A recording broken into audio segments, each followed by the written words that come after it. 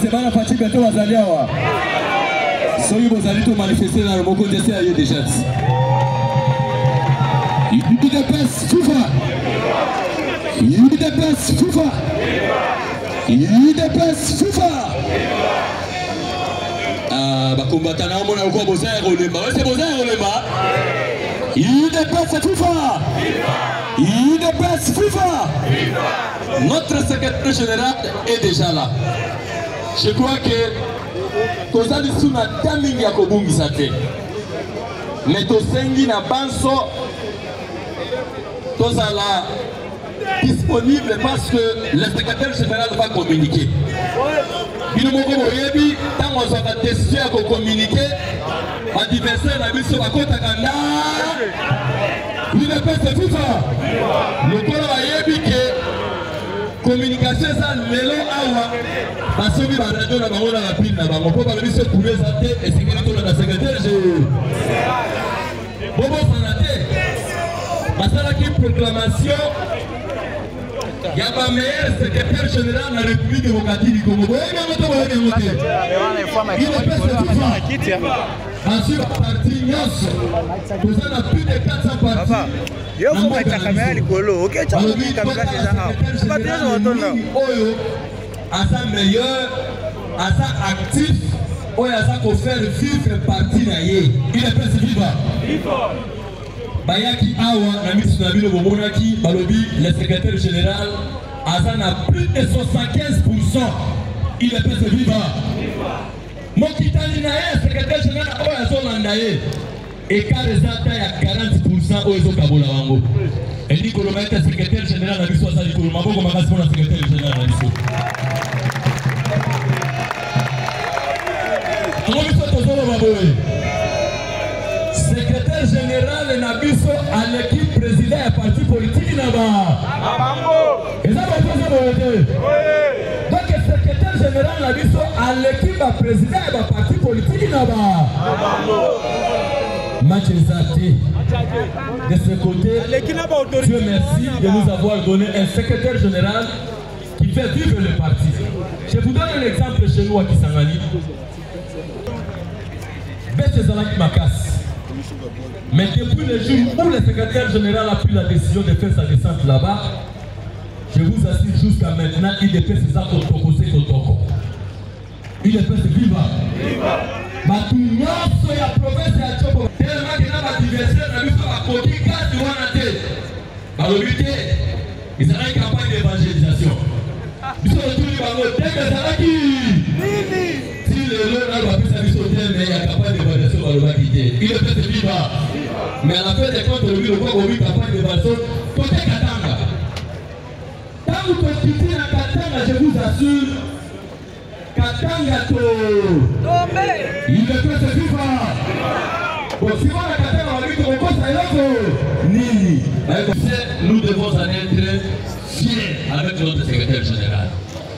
Il y a un peu de temps qui sont tous autres des sens à Ibi. Dans le match à Champions League. Ah, ma combattante, vous comprenez, vous comprenez. Si quoi? Ah, ma bonne magasin pour la démonstration avec 489. Si vous votez dans le lit combien? 499. Ah, ma bonne magasin pour la démonstration à 499. Il n'est pas ce FIFA. Mais nous sommes et Koya si nous sommes derrière le secrétaire général qui est à la chef du parti. Et ça vous voyez? Même ma fourmi. Bible lobby, Basa Banyamamoko, très sage pour Batambolaka. Ah non? Basa na droite. Mais Bamomoko, Basa na Sima. Yamuninga. Mais Nana Ipsa Bango Batambolaka. Nana a organisé Bango. Tous ont maillé la fourmi, pour tous ont majorité au Tozoloba. Il devait se vivre. Totambola en ordre. Il devait se vivre. Et je crois que le moment pour Nabiso et Sopoussana, nous allons commencer une départie si nous pouvons le lever.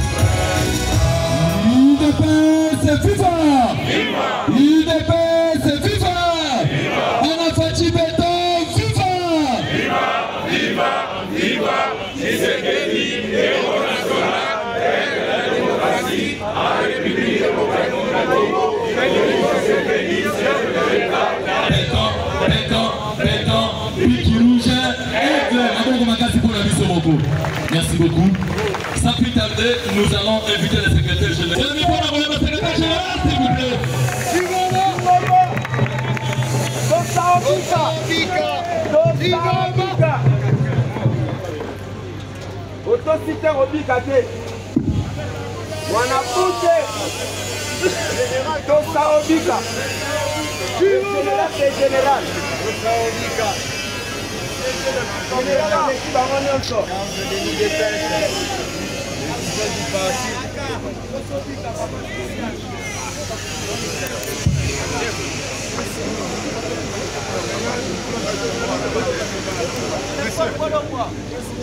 UDPS viva! UDPS viva!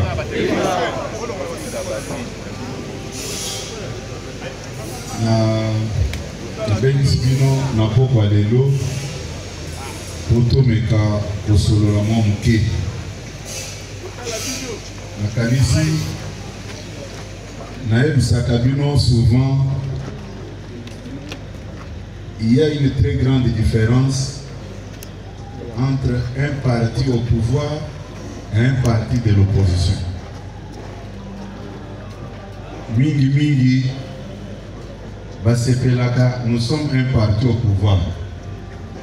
Cause la parti au pouvoir est en mabete, mais c'est na babiloko mususu oyo eko s'imposer que bossa le yango puisque vous êtes un parti au pouvoir.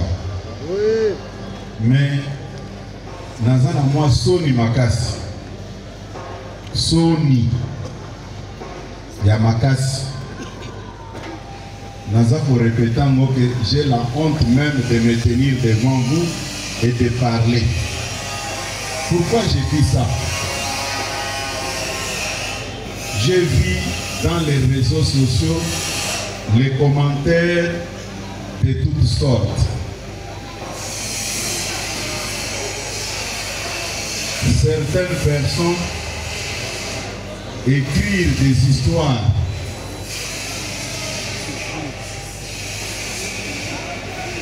pour satisfaire leur ignorance.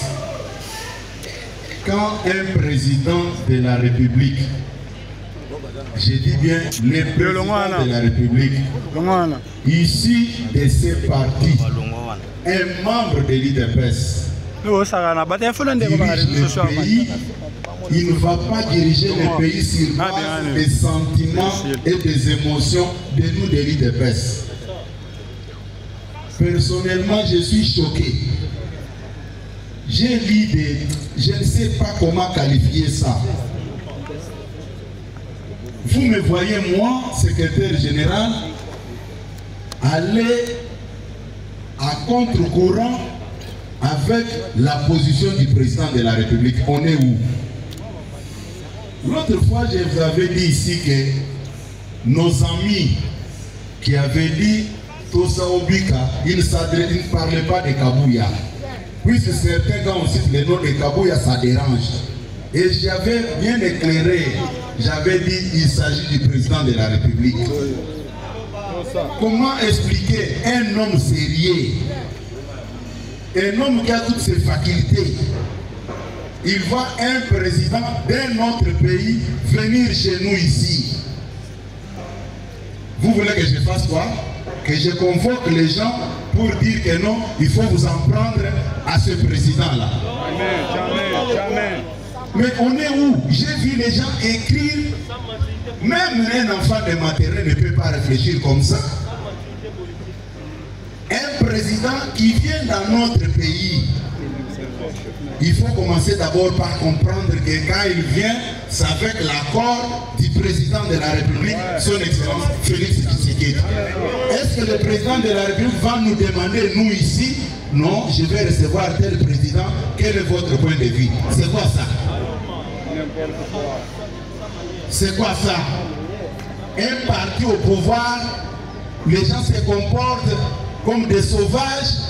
Allez dans les réseaux sociaux. Vous pensez que les gens qui ont plus de moyens pour écrire dans les réseaux sociaux du matin au soir, il n'y a que nous de l'UDPS. Ou bien tel que je suis là, pour prendre une position qui va dans le sens de soigner l'image du parti, je dois réunir tout le monde. Bon, si je commence aujourd'hui à consulter rien que vous qui êtes ici, est-ce que je vais terminer ces consultations? Les autres disent, oh, c'est aujourd'hui que nous avons compris que les partis n'existent pas. Non, les partis n'existent pas dans ta tête. Nous sommes un parti au pouvoir. Notre première mission, c'est d'être derrière le président de la République.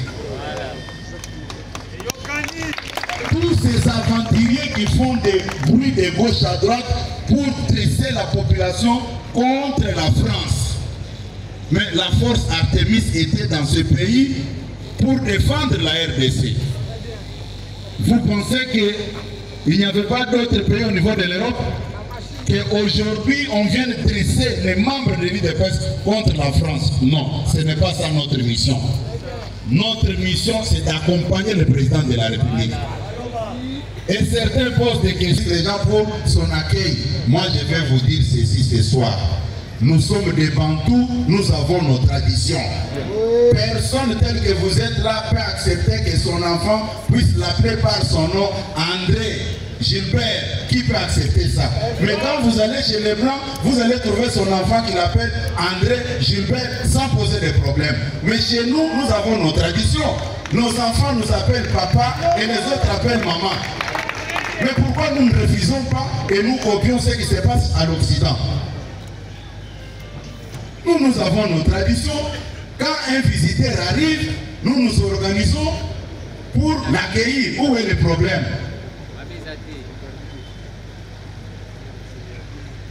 Les gens déjà organisés, ils disent quoi? Un incident se passe là-bas en Galiema, chez notre artiste Fadi Poupa, on met ça sur le dos de l'UDPS.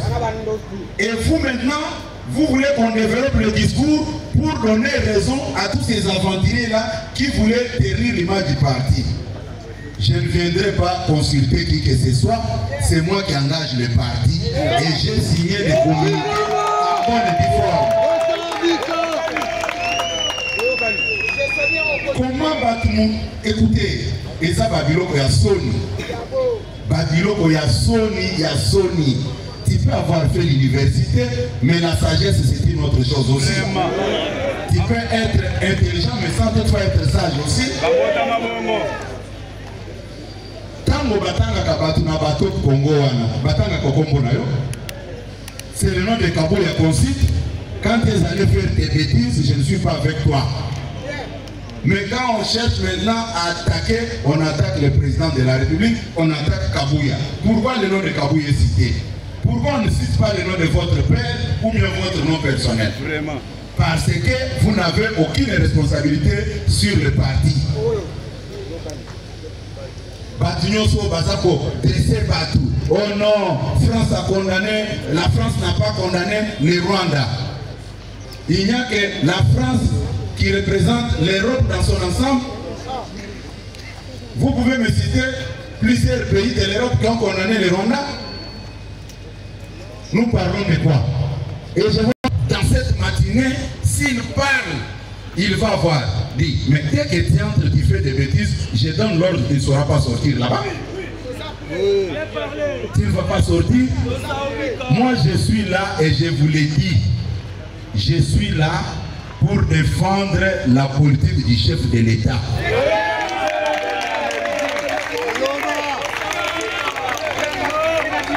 Comment vous pouvez faire de l'hypocrisie? Oh non! Kabouya a signé le communiqué. Comment? Pour demander aux gens de réserver un accueil chaleureux. Dit, vous me condamnez. Un parti politique, d'abord, c'est un fait privé. Si vous êtes sérieux dans votre logique, commencez d'abord à condamner toutes les institutions et la première institution qui est le président de la République. Si tu es honnête dans ta démarche, nous ne sommes pas ici pour faire la politique de la Mouka ou bien de Katumbi. Pas question. L'UDPS a sa politique.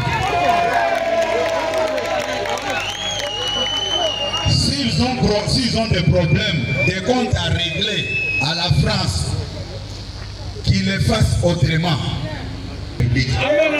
Ok?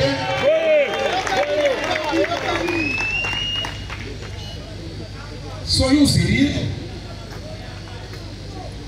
Les gens font la honte aujourd'hui. Basolo Baba Boussoba. Oh non! Comment bazo senga bato naza ko ebisa bino boy.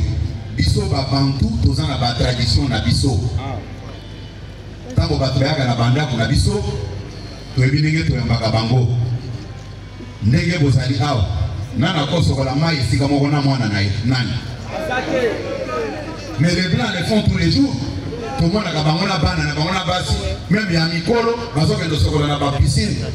Tout le monde a bango. Mais ça fait partie de leur tradition.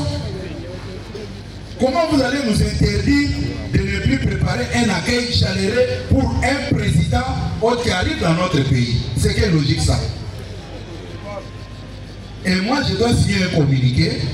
Je demande à tous les membres de l'UDPS de s'en prendre. C'est quel raisonnement ça?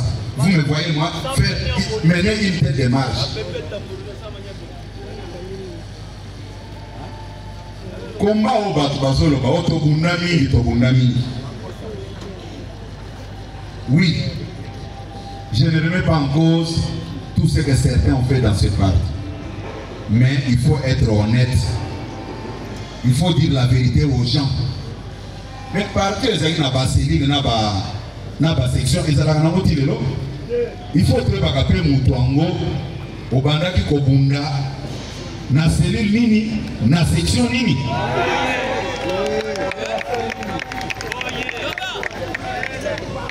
Pourquoi ils savent biso to bando kende ba marche na lokota ki mutu moka na balukuta wana zolo banini oh ngai to kende ki marche na 2014 ba betanga masasi bobo tanga sisi na leme soyons civiles 2013 2014 ko organiser ki marche ata moko to zala ki na phase au papa Tshisekedi alobaki bola la bongia ba bébé. Mais comment tu peux me mentir comme ça que Babeta comme ça, que soit Okendo Sala Kikuluna, soit Okendo Sala Dega Mokoboe, ou Babeta comme ça, je ne suis pas d'accord. Écoutez, Bâtiment Solo, ils ont la bateau à Libanda, ils ont la bateau à 4. Vous changez car la décision non au papa Tshisekedi Etienne paix à son âme abandaki ko signer ngai mutu na bandaki ko rendre en public, c'est connu de tout le monde. Nazaraki na communication, c'est connu de tout le monde. C'est la raison pour laquelle j'ai la maîtrise ya bato yo bageraki parti ezala libanda ezala nakati awo. Nasina zwa ebele nakati ya sala awo. Au moins mutu a débarqué au Gaza fédéral ya mboka boy. Natuni kaka mboka na nini oza fédéral décision no ezaki signé en quelle année? Oh non, ba des éclats na kati à réunion na le binôme. Pour être reconnu comme fédéral, tu dois normalement avoir la décision portant ta nomination. Bako sakabiso babiloko biso to éviter. Na ko sabino boy. Nous n'avons aucun problème avec le président français Emmanuel Macron. Nous n'avons aucun problème. Il vient pour rencontrer le président de la République, Félix Antoine Tshisekedi Tshilombo. Même pas Nabino Bofandi. Mon père a beau kutana na papa na yo. Obandi et Bitumba. Est-ce que vous avez moi na moko malam? Hein? Mon père Azoya et pas Nabino pour Asololana papa Nabino. Est-ce qu'il faut l'attaquer? Jamais. C'est la raison pour laquelle Bino, vous les présidents cellulaires, sectionnaires et fédéraux. Les présidents français arrivent chez nous. Il doit rentrer chez lui avec les honneurs que réellement en République démocratique du Congo, il y a un président, un homologue qui s'appelle Félix Antoine Tshisekedi Tshilombo. Vous m'attendez? Vous allez lui réserver un accueil chaleureux. Ceux qui ne veulent pas qu'on le fasse comme ça, c'est leur droit, nous sommes en démocratie. Mais nous, comme étant famille politique du chef de l'État, nous sommes tous conscients que c'est le président qui va recevoir son homologue. Quels que soient tous les discours qu'on peut développer pour nous exciter, notre mission c'est d'être derrière les chefs de l'État. Et je profite aussi de l'occasion pour dire aux uns aux autres, il n'y a pas seulement la France qui n'a pas cité ouvertement le Rwanda. Si je vous pose la question, le Portugal a déjà fait une déclaration condamnant le Rwanda. L'Angleterre a déjà fait une déclaration condamnant le Rwanda.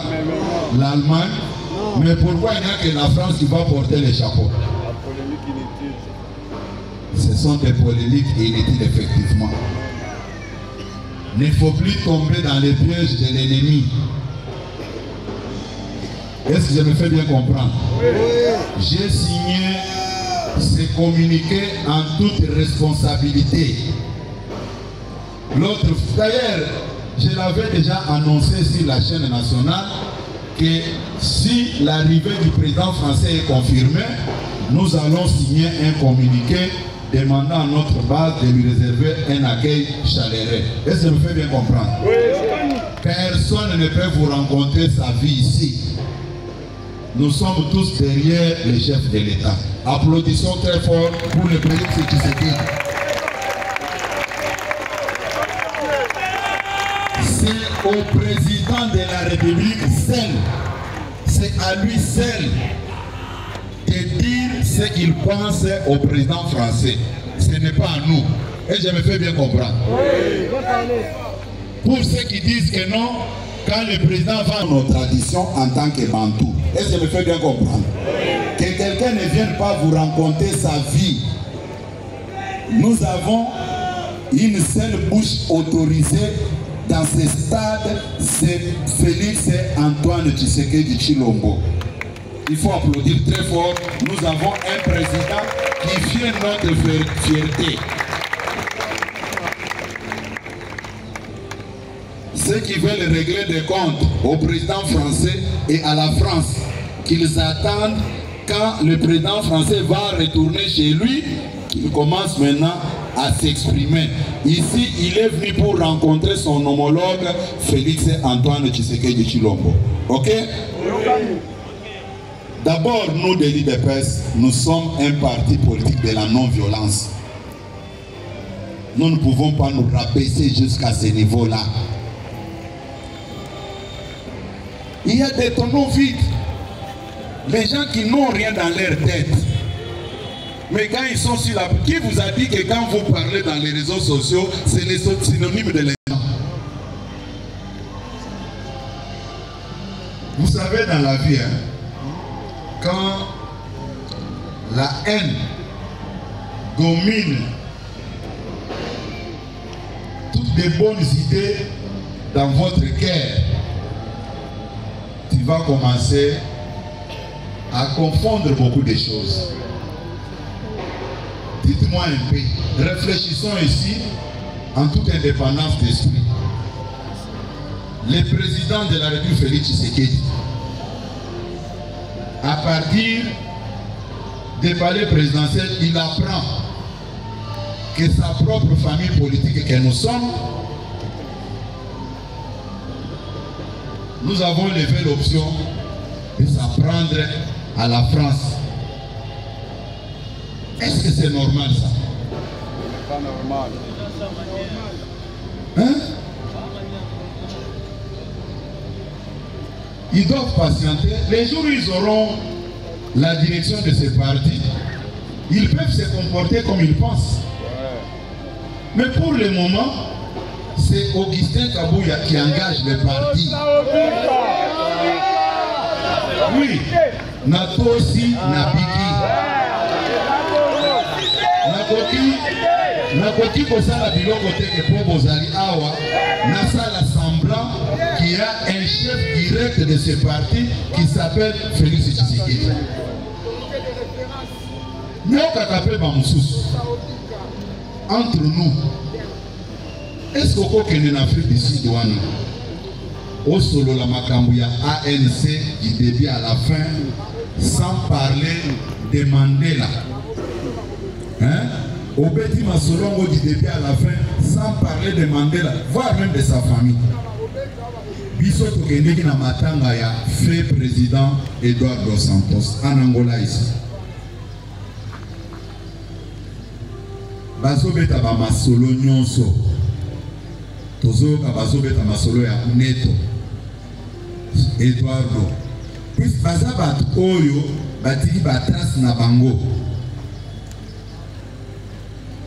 Lelo, je dois vous dire une chose. Nous sommes des Bantous.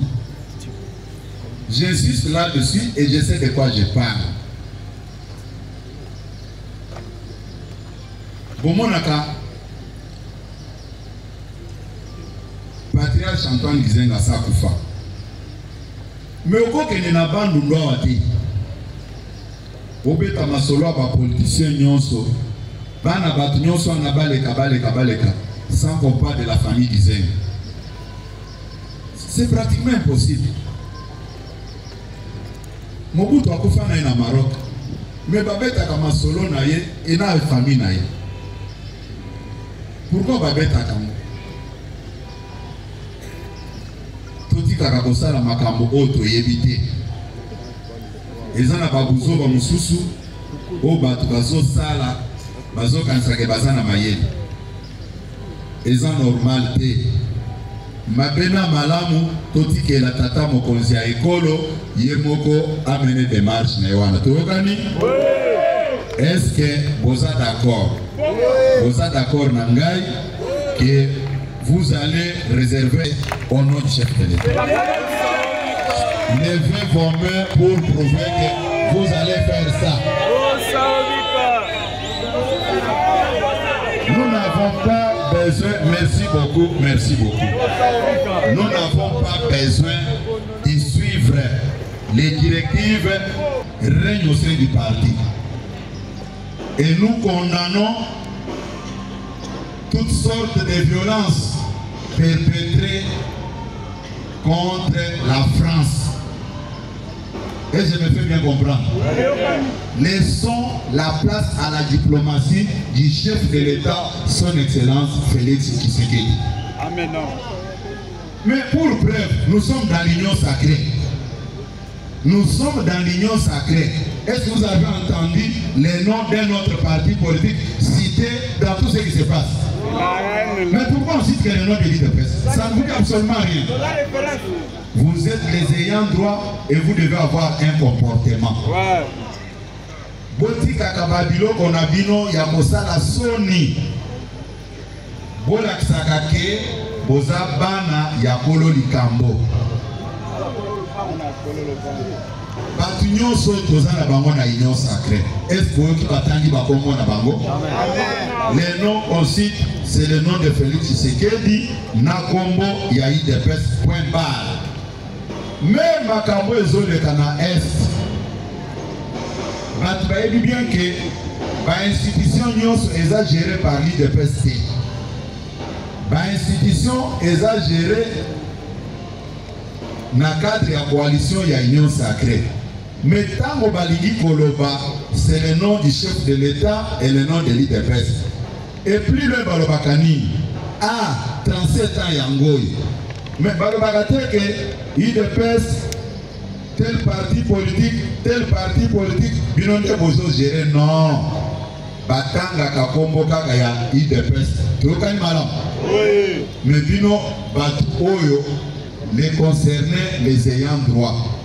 Bolini koyoksa tata mokonzi ya ekolo soni pona nini. Boti kamakambwana. Ngai naza koyebisa bino boy. Nous sommes là, c'est pour être derrière le président de la République. C'est l'unique leader que nous avons. Tokani? Oui. Zambe atele msakabatu mibale na moment côté. Jamais, jamais. Ce qui botali à partir il y a Saintes Écritures. Natango c'est son temps, c'est son temps. Biso tokoki jamais comme ça la politique y a pas adversaire. Tokani? Oui. Même s'il faut qu'on a la libanda. Bino nyonso soki omoni mutu alinga saboté arrivé à président français. J'insiste, si vous voyez quelqu'un qui cherche à tout prix à saboter l'arrivée du président Emmanuel Macron, vous avez aussi le droit de défendre son arrivée. Nous sommes en démocratie. La démocratie n'est pas seulement pour les gens qui veulent faire la violence. La démocratie est aussi pour nous qui veulent la paix. Ok? À partir de l'aéroport, même si c'est la nuit, nous devons réserver un accueil. Si vous voyez quelqu'un voulait faire des désordres, il faut le maîtriser puisque nous connaissons le système. Ce n'est pas aux nouveaux venus qui sont arrivés en politique aujourd'hui qui peuvent nous imposer des lignes à suivre. IDPS viva! Viva! IDPS viva! Viva! Moi, je vais maboko makasi. Soko bimika kawa, baye biso ke ono, biso toza d'accord te. Je sais, il y a d'autres membres de l'Union sacrée qui ont fait leur point de presse pour s'opposer à l'arrivée du président français. Est-ce que vous avez entendu le bruit? Vous avez entendu les gens relayer ces messages? Mais si moi, tel que je suis devant vous, je tiens les mêmes propos, mais ça allait être une catastrophe. Depuis que j'ai signé ce communiqué, la situation s'est stabilisée directement et tout le monde s'apprête pour accueillir le président français. La culture européenne est différente avec la culture africaine. Et je me fais bien comprendre. Très bien.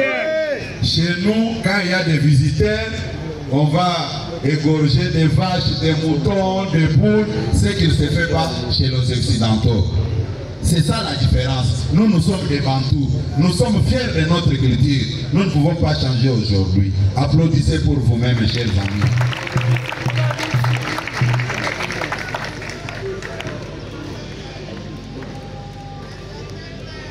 Nous avons parlé de la situation politique de l'air. Maintenant, j'aborde une autre question, un autre sujet, les nominations dans les fédérations. IDPS viva. Nalandaki, la déclaration est belle. Oui, Salina Sony.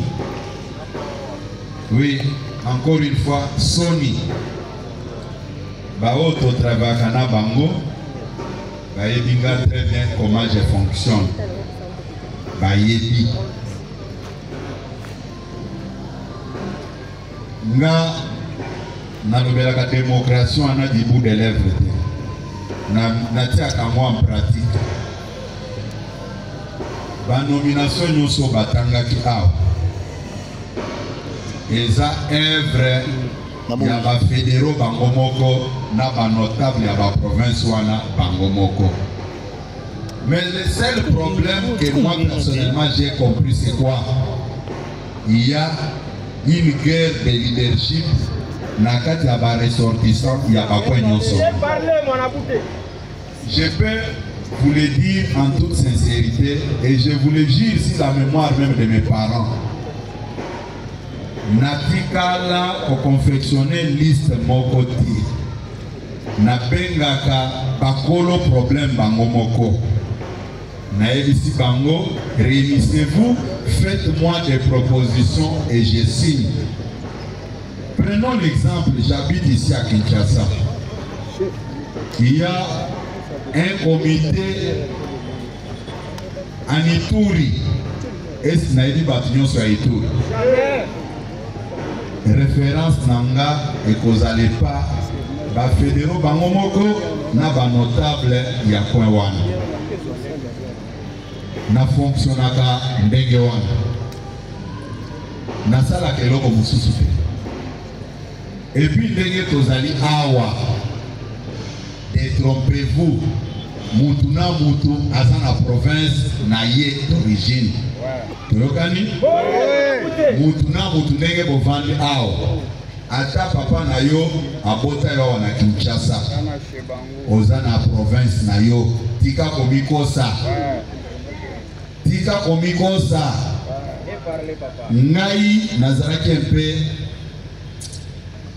surpris ya komona bamakambo mosusu oyo eza kohonore biso te toza na bino awa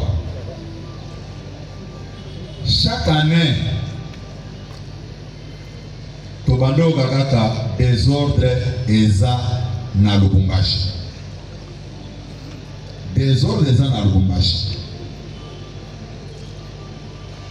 ekomaki kosala na mokonzi ya mboka soni et tout le monde le sait mokonzi ya mboka bando koma na Lubumbashi abando linga koyamba bato ya UDPS pona nini ebando sala soni un jour mokonzi azali na Lubumbashi nabengi ba service na yebisi bango na yebinga moko pourquoi alinga koyamba bango te mais ça la bien dit kama mokonzi azokoma azoyamba ba parti politique nyonso mais bato ya UDPS. Vous savez le pourquoi? C'était à cause du désordre. Ba désordre wana ezalaki entretenu par bato oyo bamiyebaki oyo babandaki kotirer profit derrière ba désordre wana.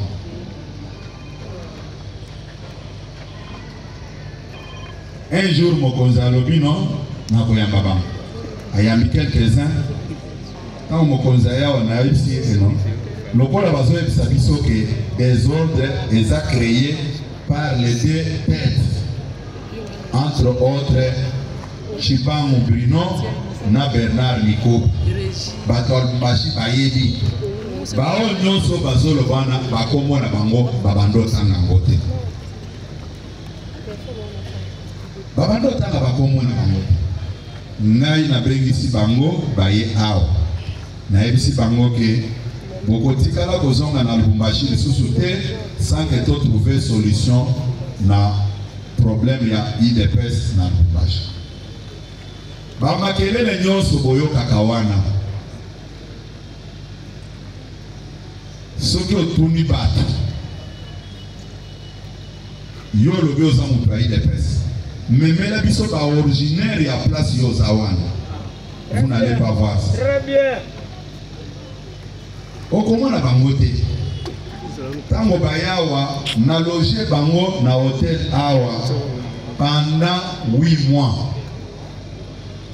Pendant 8 mois, naebisi bango tobenga bato nyonso bazaka sima na bino boya bosolola bosala biso proposition na kimia ezonga na Lubumbashi. UDPS viva nabengisi bakomite na bango baye awa toke na bango inde na hotel Campo na ebisi bango na ba fédéraux mususu ya intérieur ya Lubumbashi na ebisi bango boyokana bopesa biso voie de sortie jour moko bitumbezaki na Lubumbashi wana babomi ba paraprise ya ba jeep ya ba député esalaki soni puisque ba désordre wana esalemaka téléphone on va bien à Kapouana Kotuna que est-ce que tu suis de près ce qui se passe dans telle province et ça téléphone à Kabouya et ça téléphone na yoté au cause à l'osa munene moulaï kolé Kabouya mais ba bien à kayoté Kabouya nde ba bien à kake est-ce que ozo nanda makambo ezo le Kabuna ba bien à Kabouya et ça est l'autre côté ba bien à Kabouya est-ce que ozo nanda makambo ezo le Kabuna ngai mutu namona kapasi na makambo wana nabenga ba député wana nabenga batu nyonso napesa bango conseil bayokela ngai nayebisi bango boya na Kinshasa ngai nakotuna bino likambo te puisque nayebi eloko bowelelaka te si réellement eza mpona parti bosolola bopesa ngai voie de sortie basali ba proposition na bango nyonso ngai na vandaki baye boye sanga na biro na ngake non secrétaire général touti kosolola makambo nyonso ebongi tosala yo rapport ata bamemeli nga mutu oyo olingi te mais bato bazalaki à la base ya conflit nde bapropose mutu wana problème na nge eza wapi natuli problème na nge eza wapi bayeli nga bakombo na bandi kotuna eske mutu boye nabengi Chibango nalobi komite na yo opropose nani atangi nalobi ok natuni mikobi eske eza solo mikobi lakisa liste na yo batangi bakombo eza solo o Dani Kabongo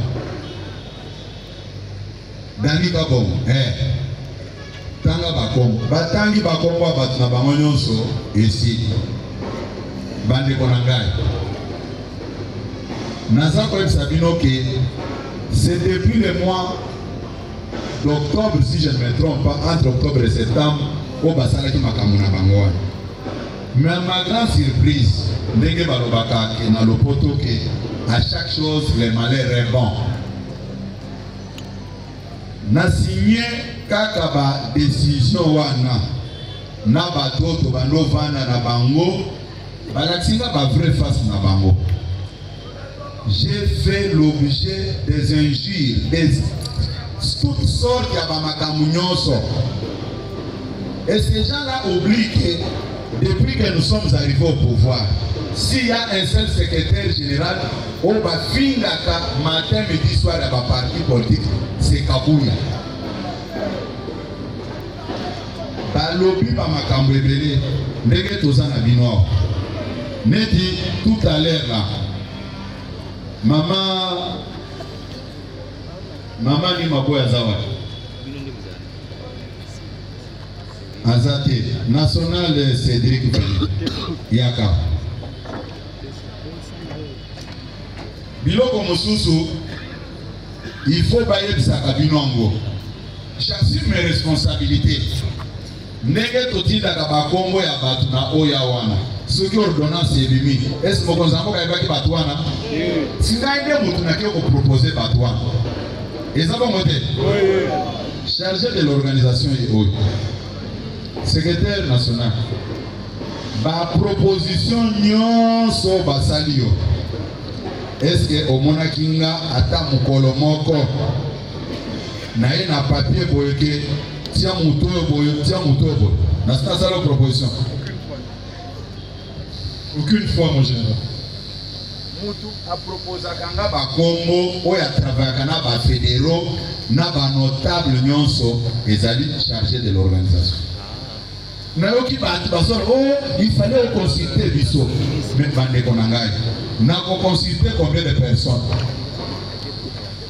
bato oyo basali musala boyebi eza na makambo mosusu oyo bato balingaka koveikile lokuta bazokosana ke nasi nayebi koloba nayebi koloba naza baba te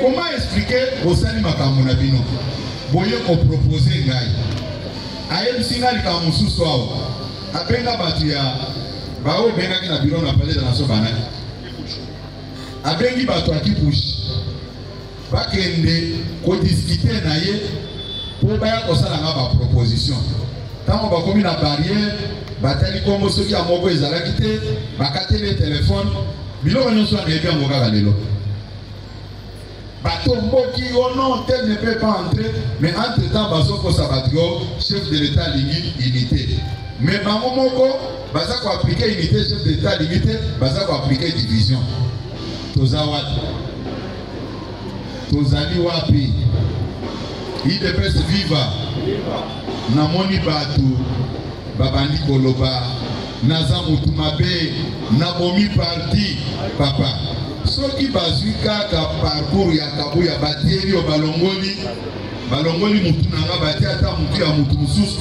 obandi kotala makambo na sala po na parti oyo c'est le jour et la nuit Baris Kongana Swaki. Et ça n'est qu'il est l'hôtel. Moi, je n'ai pas fait les combats des réseaux sociaux avec les mégas.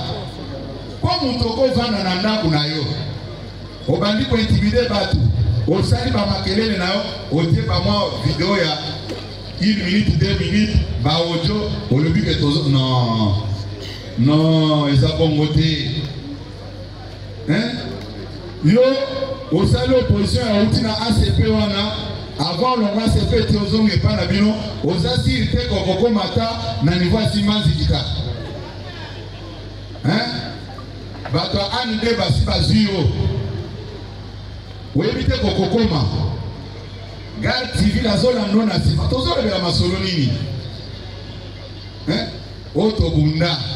Tobunda. Ah, kobunda ngo. Loba ke téléphone nanga ebundela nga mingi. Puis téléphone dozo utiliser. Hein? Bisoto yeba kite oti kuna yebite kokola na ndako. Yebisa bango vérité. Badiloko tozomono c'est par respect to lobela kangote. Na parti oyo toyebi nani asali nini. Eza babiloko tozomona ba makelele to omoni mutu alobi onga na bunda mingi onga na sala boy. Eza bien dit. Botala à quelques mois d'aller aux élections. Les gens reviennent avec leurs histoires. Distraction. À quelques mois des élections. Mais, on a une affaire de Sabane Koboy. Nalingi bino mingi.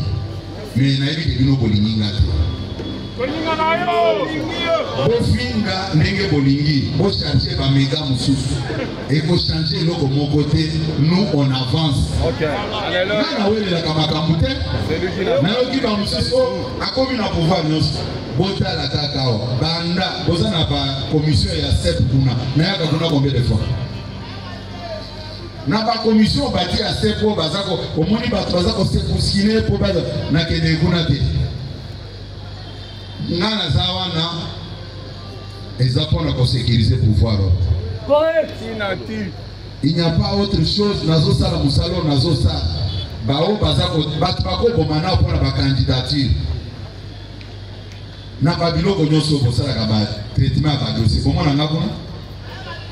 Naza na ko posa te. Nga eloko nazo zela basi sa traitement ba candidature nyonso. Soki esili baye nango na poser signature na ngai bake ko déposer ngo na seni abu ya na koza na tata ko eba teke bakotisi nani na kati non est-ce que wana vraiment soki na bandi ko landela na lobby telle place botieni nani na koko kango na yoki bande ko mususu ba lobby boy bato na proposa bangager ba combattant tous à la quand même sérieux na babiloko mususu ngai na lobby toti ya kombo ya ministre boy batie ministre wana ezala ba conseiller principaux ezala ba conseiller tout court ndenge bazali wana soki bake na mandat ya IDPS soki oza mandataire au bout côté à bataille de presse. Est-ce que ça a pour ma secrétaire général? Ata mutongo boina yendenge na bino. Na la muka na tongwa na bandi kolanda batwana national va vous assurer. Na bandi kolanda batwana yote ba combattante. Si même personne wana ba même personne na ne ba utiliser kabino bosali ba ojo bo bandi ko finga kabuya bo bandi osado. Ngai na balisi au moins si aux amants na ngai na kele sous ko l'action que tala nenge babota kana mwasi. Est-ce que c'est normal ça? Normal. Nous réfléchissons comment même ceux qui ont lingi mututé mais il faut raisonnement na yo ezala cohérent na réalité. Ba mandataire ango tokende koza ba mandataire ya paluté. Tozu kaka bataille de peste n'est te proposer hein nazo to na boy Marcelin Bilomba aza motaille de peste hein na tuni Marcelin Bilomba aza motaille de peste est-ce que nenge bango nyoso bazali wana basi bapesa ngai baposte à pourvoir que non secrétaire général tala tiaka batu boyeboye basi bapesa ngango. Moi j'ai fait ma part des choses. Nalobi j'ai fait ma part des choses. Nalobi il ne peut se vivre. Ceux qui t'osuit, faut que tu aies makelele. Ceux qui t'osuit, nalingi ba makelele bosala kawana te. Botika natu na bino. Ngai musala na ngai. Eza ya ko proposer batu. Batu wana baza batu ya IDPS. Soki basali oyo balingaki kosala te. Est-ce que ça problème na ngai? Nous devons vivre. Toyoka na nanu, toyoka kelele wana. Nasolo baboye. Ngai kaka nde mofingaka. Ngai mutu mofingaka. Ngai incompétent. Lokola totangaki na bino na université moko, bino bozaki na mayele koleka ngai, ba CV na bino eza minene koleka CV na ngai. C'est comme ça que vous parlez. Boyoka kaboni o bazaka na ba réseaux sociaux.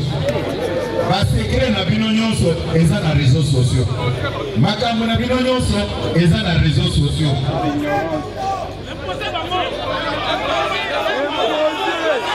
Il peut se vivre. Il peut se vivre. Bino toyoka na malamu. Toyoka na nano. S'il vous plaît, nalingi makelele kuna te. Nakotika micro na esika bapoze na ngai bakozwa yo. Soki otomela bangi na olobi nazokende osala des zones na ko permettre yo te.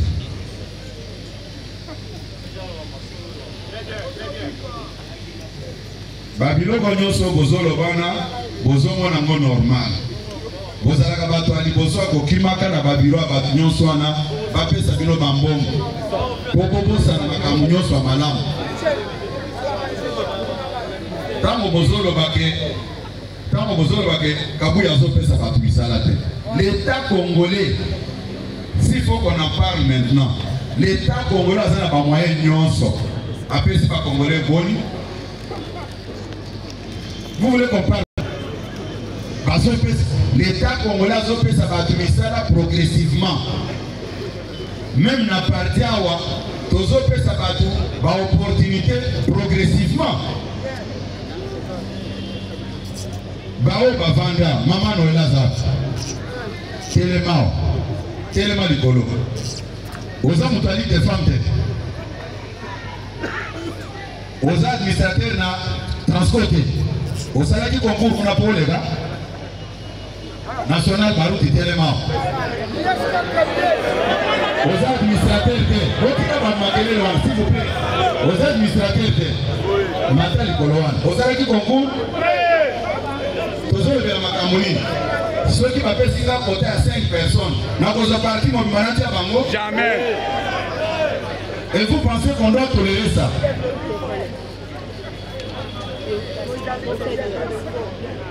Nalobi Ndenga Télémion, Jean-Pierre Azab, Jean-Pierre Dikoma Téléma. Azab combattant de feste. Toujours le Makamoni. Président Minga Téléma Nicolo. Président Kassambra Téléma Nicolo. Est-ce que bateau va sa famille nanga? Toujours le Makamoni. Botika makelele wana, botika makelele wana. Botika. Nasapo sabolo belangate, botika makelele wana. C'est pour ça mon frère. Nazo sabino le botika makelele wana. B.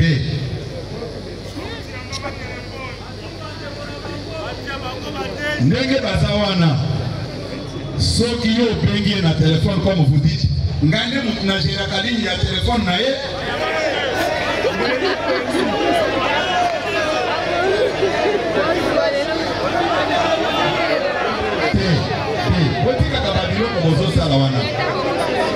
Tous les jours, oh, Kabuya tie batu, oh, baye banité. bato bino boyebi bango te. Namonaki mosusu azotunanga comité de gestion batie na jekamini ya sikawa kabuya tindi bakomba bakombatante. Vous pensez que pour la présidente de la République à sa décision, il est obligé de venir me voir? Il peut décider à l'Obibo, Natie Batouboui. Où est mon problème? Nana Kélébrem sait que non, Moutouba Fota qui est pas Congolais, nous s'appelle Félix Tshisekedi. Yende ba Congolais, nous sommes Fota qui croise le président Nabango. Et ça va bisona binoti. Toti la kosa la babiloko, o tosa ko revenu na bani na l'Obibo. Nenge bazali awa. Parti et sali par nango. Nasina landa bino nasima ke bopesa na ba 70% na bino. Nasina landa bino ou bien ba 10% ngo vanda na bino. Mais tozole bela makambo nini? Botika nanu, botika. Lelo ndenge bozali awa. Boza très à l'aise. Boza très à l'aise. Ya ko souhaiter au moins na bateau ba piyaki mboka oyo. Azana train de vie à malamu. Que au moins en déconayosa qui n'est naïf de presse, en train de vie à madame. Nege bozawana nazolo bangobo. Je ne flatte personne. Boza très à l'aise. Ceux qui m'ont dit que mutu ya pe perde wana. Banda kuminene milayo nezaye. Oza à l'aise, ozola la bien ozo sala bandoto ya malamu. Mais ceux qui baye bisio, baye bisio que non. Ndakwana oyezo tonga meza baruti. En tout cas, oko kende komi boma. Oko za mutu aliboso ya kozwa ba photo ko banda otangela na ba kombo ya bien ya batu ya Kabila o ba diriger mboko pendant 18 ans oyo bino bospo mona ba militant na bango bakangi ba photo batina ba réseaux sociaux. Ya wapi? Boye sanga ngokaka. Boye sanga kake to mona batu ya PPRD oyo bajeraki mboka oyo batie na bango ya ngoyo batie na bango mais bino même soki bakosi yo okoverifie te oko tellement koza na problème na motema na contre mutu wana tozokende wapi bandeko na ngai biso moko toza kodétruire mosala oyo discours ya liboso eza kaka tomunda mingi Tshisekedi atangisa biso motema mabe Tshisekedi atangisa biso motema mabe te Tshisekedi atangisa biso bolingo même si tu as un problème même si tu as